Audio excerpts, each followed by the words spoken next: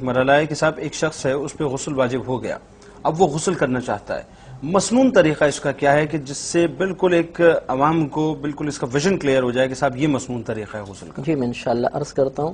سب سے پہلی بات تو یہ کہ غسل خانے میں داخل ہونے سے پہلے اسے اندر داخل ہونے کی دعا پڑھنی چاہیے۔ اعوذ باللہ من الخبث والخبائث، یہ پڑھ لیں کم از کم دعا، اور اس کے لیے بہتر یہ ہے کہ پہلے کلی کر لیں، اس کے بعد دعا پڑھیں۔ اب اس کے بعد پہلے الٹا قدم رکھ کر اندر داخل ہوں گے۔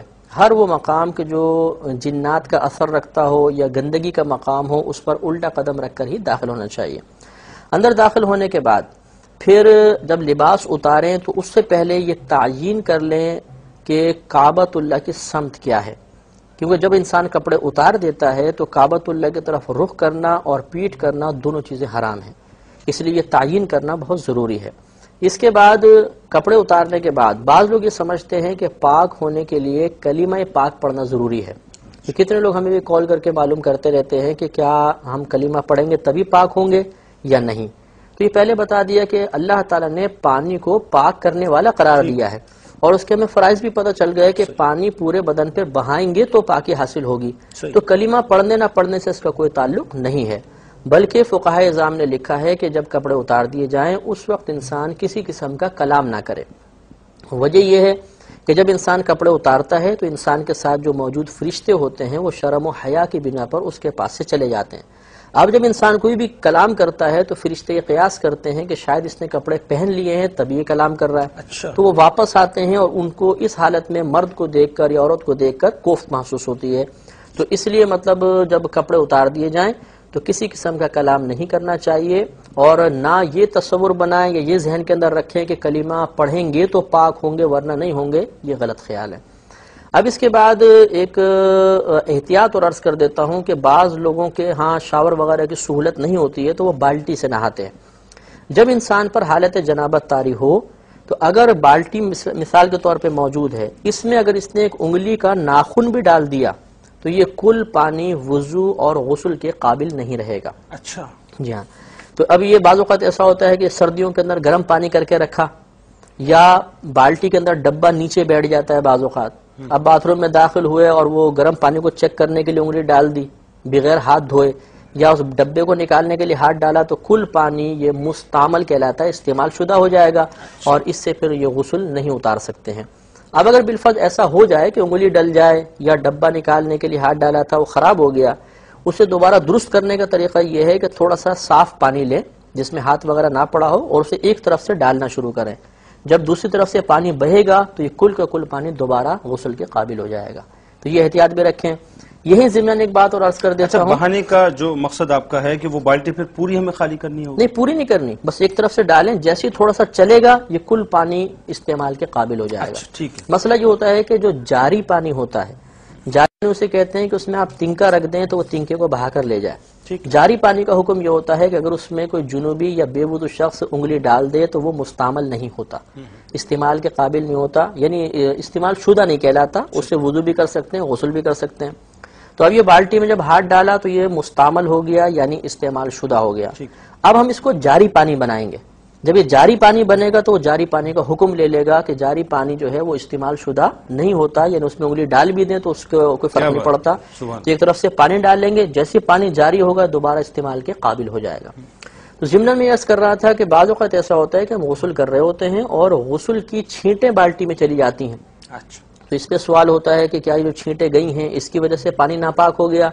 تو یہاں سب سے پہلے تو یہ دیکھا جائے گا کہ کیا جب آپ غسل کر رہے تھے تو آپ کے بدن پر کوئی گندگی موجود تھی یا نہیں، یعنی احتلام کے قطرات وغیرہ مثلا لگے تھے۔ اگر تو گرنے والا پانی ان قطرات کو ٹچ ہو کر اور پھر بالٹی میں گیا تو کل بالٹی ناپاک ہو جائے گی، کیونکہ قطرات یہ ناپاک ہیں۔ لیکن اگر ایسا ہوا تھا کہ آپ نے پہلے علیحدہ بیٹھ کے اس گندگی کو دھو دیا تھا، جسے مسنون طریقہ عرض کروں گا، اس کے بعد آپ پانی بہا رہے ہیں، تو حالت جنابت میں بدن سے لگ کر جو پانی گرے گا وہ حقیقتاً ناپاک نہیں ہوتا، اگر بالٹی میں چلا بھی گیا تو بالٹی پاک ہی رہے گی۔ اب طریقہ یہ ہے کہ سب سے پہلے ذہن میں نیت کو حاضر کریں۔ نیت کہتے ہیں دل کے پختہ ارادے کو۔ تو یہ ارادہ کریں کہ اللہ تعالیٰ میں تیری رضا کی خاطر پاک ہونے کے لیے غسل کر رہا ہوں، یا میں نماز کے قابل ہونے کے لیے غسل کر رہا ہوں، لیکن وہی بات کہ اس کو زبان سے نہیں کہیں گے، فقط دل میں سوچیں گے کہ وہ زبان سے ادا کرنے سے فرشتوں کو کوفت ہوگی۔ اب اس کے بعد سب سے پہلے دونوں ہاتھ پونچھوں تک دھوئیں گے۔ اس کے بعد اگر بدن پہ کہیں گندگی نظر آئے تو اس گندگی کو دھویا جائے گا۔ اس کے بعد تیسرا کام، یعنی سب سے پہلے نیت کر لی، پھر دونوں ہاتھ پونچھوں تک دھوئے، نمبر 3 بدن سے گندگی کو دور کیا، نمبر 4 دونوں شرمگاہوں کو دھوئیں گے، چاہے استنجا کر کے آئے ہوں پھر بھی سنت کریمہ ہے کہ شرمگاہوں کو دھویا جائے گا۔ نمبر 5 اس کے بعد بالکل نماز کی طرح کا وضو کرنا سنت کریمہ ہے۔ جب ہم نماز کی طرح وضو کریں گے تو اس میں کلی کرنا اور ناک میں پانی چڑھانا، اسی کے ساتھ ہی غسل کے 2 فرض بھی مکمل ہو جائیں گے۔ پھر اس کے بعد پورے بدن پر، یعنی چھٹی سنت یہ ہے کہ پورے بدن پر تیل کی طرح پانی کو مل لینا، تھوڑا پانی لیں اس طرح مل لیں، تھوڑا پانی لیں ادھر مل لیں، جسم پہ ملیں، کیونکہ پہلے زمانے میں بالٹی سسٹم ہی ہوا کرتا تھا، اور اب بھی جو بالٹی استعمال کر رہے ہیں ان کے لیے یہی مسنون طریقہ ہوگا، اور باقی شاور وغیرہ کا انشاءاللہ ہم ذکر کریں گے۔ تو بہرحال اس کے اندر مصلحت یہ ہوتی ہے کہ بعض اوقات بعض مقامات سے کھال انتہائی خشک ہو جاتی ہے، اگر آپ ویسے پانی بہائیں گے تو وہ فوراً پانی کو جذب کرنے کی صلاحیت نہیں رکھتی ہے، لیکن جب آپ اس کو گیلا کر دیں گے پہلے تو کھال نرم ہو جاتی ہے، اب وہ پانی کو فوراً کیچ کرے گی، جذب کر لے گی، اور پانی اس پر سے بہہ جائے گا اور وہ مقام خشک نہیں رہے گا۔ اس لیے پورے بدن پہ پانی کو تیل کی طرح مل لیں گے، یہ چھٹی سنت ہو گئی۔ 7واں پھر اپنے سیدھے کندھے پر 3 مرتبہ پانی ڈالیں گے۔ جب سیدھے کندھے پہ پانی ڈالنے کا مطلب ہے یہ بازو دھل جائے گا، یہ سامنے کا دھڑ اور پیچھے کا دھڑ۔ پھر 8ویں سنت الٹے کندھے پر 3 مرتبہ پانی ڈالیں گے تو یہ بازو دھلے گا، یہ سامنے کا حصہ پیچھے کا حصہ۔ اب دھڑ نیچے کا رہ گیا ہے اور یہ گردن سے اوپر کا حصہ رہ گیا ہے۔ اب اس کے بعد سر کو اور بقیہ دھڑ کو دھو لیں گے، یہ 9ویں سنت ہو جائے گی۔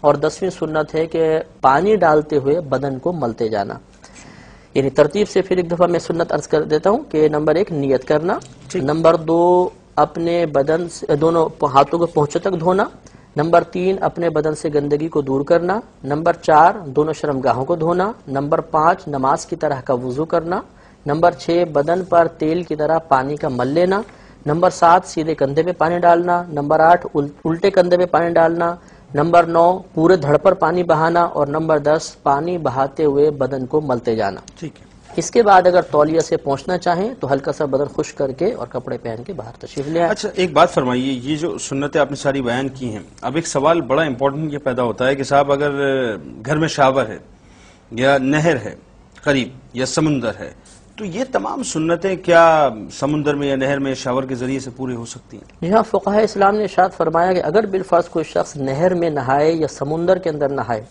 یہ بھی ضمناً عرض کر دیتا ہوں کہ سمندر کا پانی بالکل پاک ہوتا ہے، حالانکہ بہت سے لوگ ساحل سمندر میں نہاتے نہاتے اس میں پیشاب بھی کر دیتے ہیں، لیکن وہ اتنا کثیر پانی ہے کہ اس میں پیشاب کا جب تک رنگ بو مزہ ظاہر نہیں ہوگا وہ پانی پاک ہی کہلائے گا۔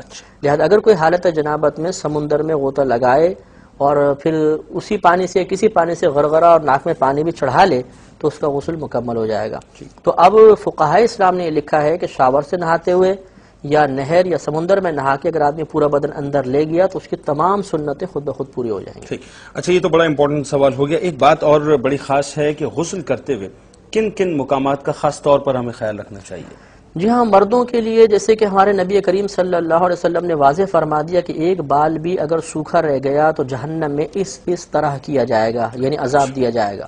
اس لیے یہ بہت ہی اہم بات ہے کہ سب سے پہلے تو یہ جان لیں کہ دھونا اور مسح کرنا ان دونوں میں کیا فرق ہوتا ہے۔ دھونے کا مطلب تو یہ ہوتا ہے کہ جس جگہ کو آپ دھونا چاہتے ہیں اس پر سے پانی کو بہا دیں۔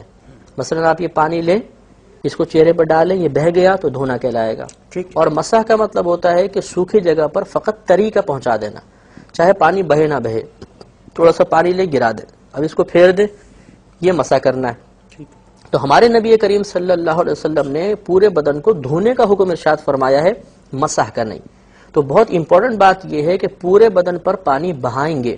اگر کسی مقام پر ایسا ہوا کہ پانی نہ بہا، ہم نے صرف تری پہنچائی یا اس کا مسح کر لیا تو غسل نہیں اترے گا۔